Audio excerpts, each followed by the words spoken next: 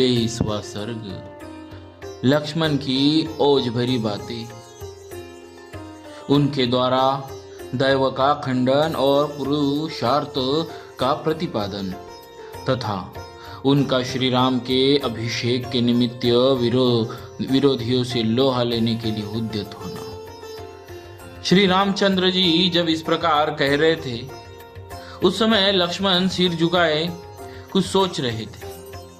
फिर सहसा शीघ्रता पूर्वक वे दुख और हर्ष के बीच की स्थिति में आ गए। श्री राम के राज्याभिषेक में विघ्न पड़ने के कारण उन्हें दुख हुआ और उनके धर्म में दृढ़ता देखकर प्रसन्नता हुई।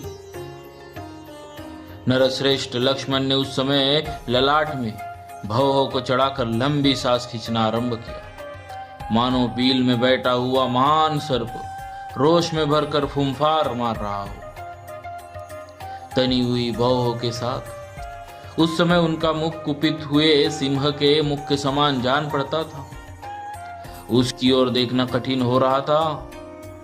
जैसे हाथी अपनी सूंड हिलाया करता है, उसी प्रकार वे अपने दाहिने हाथ को हिलाते और गर्दन को शरीर में ऊपर से नीचे और अगल बगल सब और घुमाते हुए नेत्रों के अग्रभाग से टेढ़ी नजरों द्वारा अपने भाई श्री राम को देखकर उनसे बोले, भैया, आप समझते हैं कि यदि पिताजी इस आज्ञा का पालन करने के लिए मैं वन में न जाऊं तो धर्म के विरोध का प्रसंग उपस्थित होता है।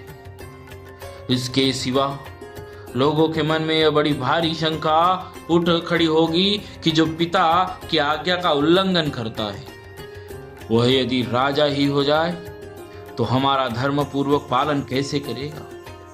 साथ ही आप यह भी सोचते हैं कि यदि मैं पिता की इस आज्ञा का पालन नहीं करूं तो दूसरे लोग भी नहीं करेंगे। इस प्रकार धर्म की अवहेलना होने से जगत के विनाश का भय उपस्थित होगा। इन सब दोषों और शंकाओं का निराकरण करने के लिए आपके मन में वनगमन के प्रति जो यह बड़ा भारी संभ्रम उतावलापन आ गया है, यह सर्वथा अनुचित एवं भ्रम मूलक ही है,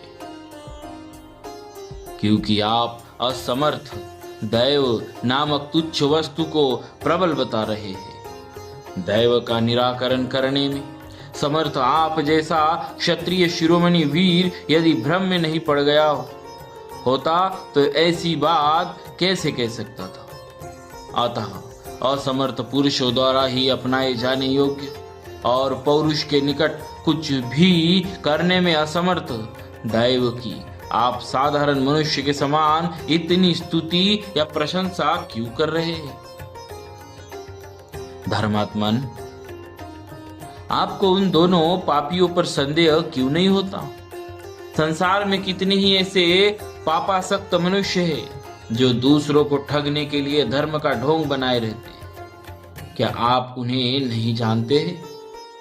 रघुनंदन, वे दोनों अपना स्वार्थ सिद्ध करने के लिए शठतावश धर्म के बहाने आप जैसे सच्चरित्र पुरुष का परित्याग करना चाहते। यदि उनका ऐसा विचार न होता तो जो कार्य आज हुआ है वह पहले ही हो गया होता। यदि वरदान वाली बात सच्ची होती तो आपके अभिषेक का कार्य प्रारंभ होने से पहले ही इस तरह का वर दे दिया गया होता।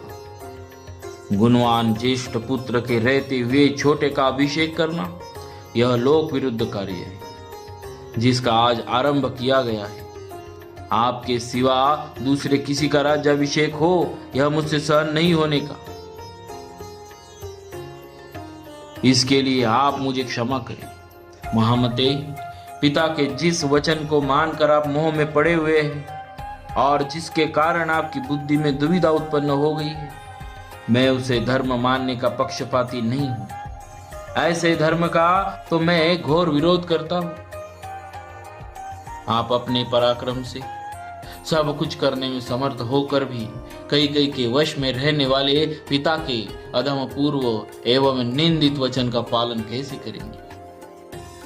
वरदान की झूठी कल्पना का पाप करके आपके अभिषेक में रोड़ा अटकाया गया है, फिर भी आप इस रूप में नहीं ग्रहण करते हैं।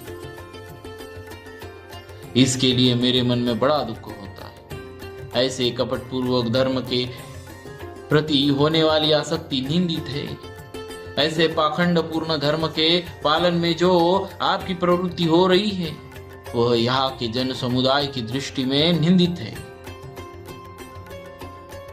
आपके सिवा दूसरा कोई पुरुष सदा पुत्र का अहित करने वाली, पिता माता नामधारी उन कामाचारी शत्रुओं के मनोरथ को मन से भी कैसे पूर्ण कर सकता है? उसकी पूर्ति का विचार भी मन में कैसे ला सकते? माता पिता के इस विचार को कि आपका राज्याभिषेक न हो, जो आप दैव की प्रेरणा का आप फल मानते हैं, यह भी मुझे अच्छा नहीं लगता। यद्यपि वह आपका मत है, तथापि आपको उसकी उपेक्षा कर देनी चाहिए। जो कायर है, जिसमें पराक्रम का नाम नहीं, वही दैव का भरोसा करता है। सारा संसार जिन्हें आदर की दृष्टि से देखता है, वे शक्तिशाली वीर पुरुष दैव की उपासना नहीं करते। जो अपने पुरुषार्थ से दैव को दबाने में समर्थ है, वह पुरुष दैव के द्वारा अपने कार्य में बाधा पड़ने पर खेद नहीं करता, शिथिल होकर नहीं बैठता। आज संसार के लोग देखेंगे कि दैव की शक्ति बड़ी है या पुरुष का पुरुषार्थ। आज दैव और मनुष्य में कौन बलवान है और कौन दुर्बल, इसका स्पष्ट निर्णय हो जाएगा। जिन लोगों ने दैव के बल से आज आपके राज्याभिषेक को नष्ट किया हुआ देखा है,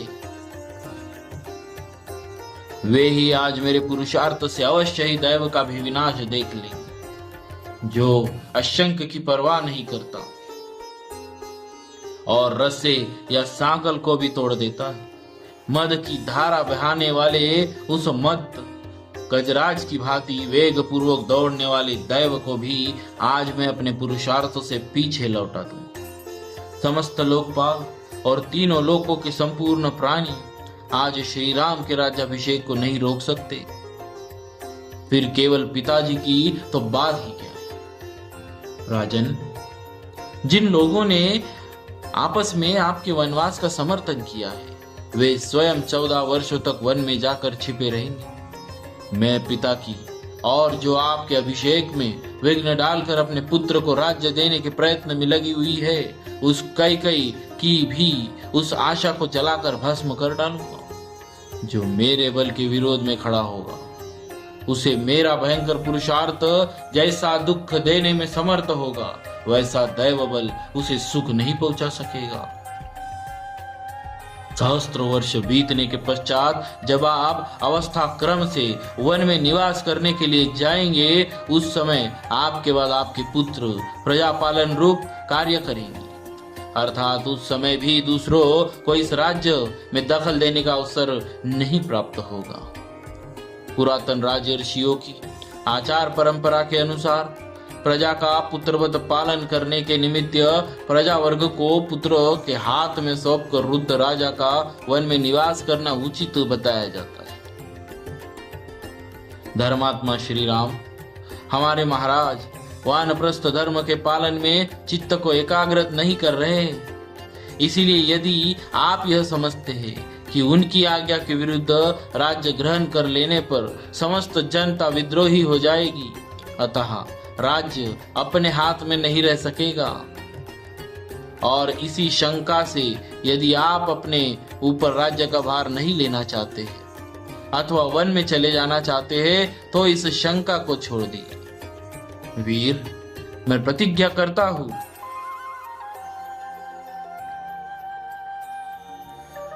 मैं प्रतिज्ञा करता हूं कि जैसे तटभूमि समुद्र को रोके रहती है, उसी प्रकार मैं आपकी और आपके राज्य की रक्षा करूंगा। यदि ऐसा न करूं तो वीर लोक का भागी न हो।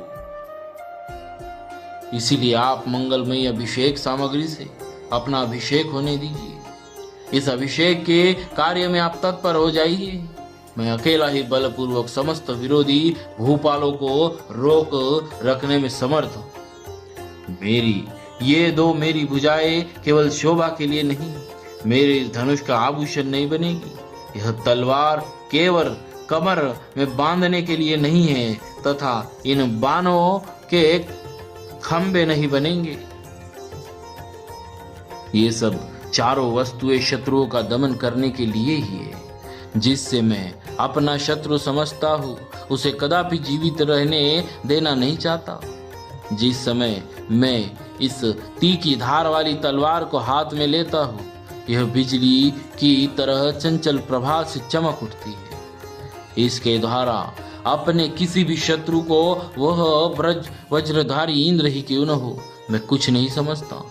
आज मेरे खड़क के प्रहार से पीस डाले गए हाथी, घोड़े और रथियों के हाथ, जांग और मस्तक द्वारा पटी हुई यह पृथ्वी ऐसी गहन हो जाएगी कि इस पर चलना फिरना कठिन हो जाएगा।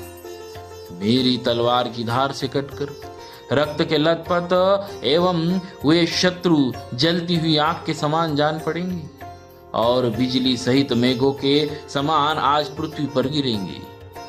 अपने हाथों में गोह के चर्म से बने हुए दस्ताने को बांधकर जब हाथ में धनुष ले मैं युद्ध के लिए खड़ा हो जाऊंगा, उस समय पुरुषों में से कोई भी मेरे सामने कैसे अपने पौरुष पर अभिमान कर सकेगा। मैं बहुत से बाणों द्वारा एक को और एक ही बाण से बहुत से योद्धाओं को धराशायी करता हूँ। मनुष्य, घोड़ों, हाथियों के मर्म स्थानों पर बाण मारूंगा। प्रभु, आज राजा दशरथ की प्रभुता को मिटाने और आपके प्रभुत्व की स्थापना करने के लिए अस्त्र बल से संपन्न मुझ लक्ष्मण का प्रभाव प्रकट होगा। श्री राम, आज मेरी ये दो भुजाएं जो चंदन का लेप लगाने, बाजूबंद पहनने, धन का दान करने और सुहृदों के पालन में संलग्न रहने के योग्य है, आपके राज्याभिषेक में विघ्न डालने वालों को रोकने के लिए अपने अनुरूप पराक्रम प्रकट करेगी। प्रभु, बतलाइए, मैं आपके किस शत्रु को अभी प्राण, यश और सुहृदजनों से सदा के लिए विलग कर दूं। जिस उपाय से भी यह पृथ्वी आपके अधिकार में आ जाए, उसके लिए मुझे आज्ञा दीजिए। मैं आपका दास हूं। रघुवंश की वृद्धि करने वाले श्री राम ने लक्ष्मण की ये बातें सुनकर उनके आंसू पोंछे और उन्हें बारंबार सांत्वना देते हुए कहा, सौम्य, मुझे तो तुम माता पिता की आज्ञा के पालन में ही दृढ़ता पूर्वक स्थित समझो। यही सत्पुरुषों का मार्ग है। इस प्रकार श्री वाल्मीकि निर्मित आर्ष रामायण आदि काव्य के अयोध्या कांड में 23वां सर्ग पूरा हुआ। बोलिए श्री सीताराम जी महाराज की जय। भक्तवत्सल